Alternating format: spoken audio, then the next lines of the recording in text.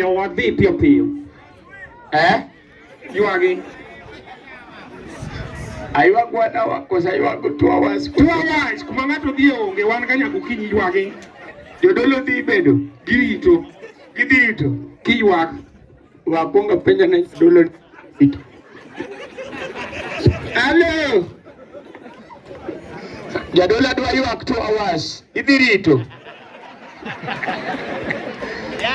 Ayo udiera.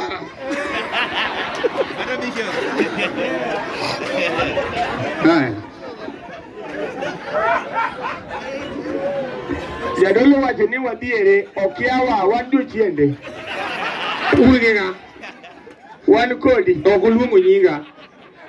Ambo okoluongo nyinga. Aya. Alonji panoran. Mbata nyabuda. Dok leunda. Dok leunda. Wadwan wadhi mapiyo piyo kich saa gi kaka kama kodhi ni ochunge. We want to go very fast because the rain is almost falling.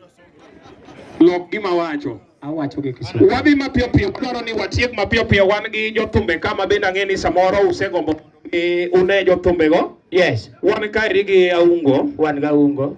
To wan kod kaka Talanta. Wan gi kaka Talanta. Kato wan kod King himself. Yes. Upija mwenyewe. No.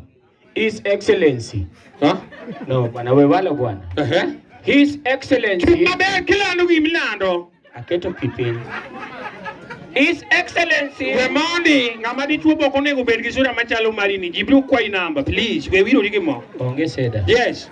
Gwar wangi gi kidi kit kama sia. Iwija. Yes. Ana wange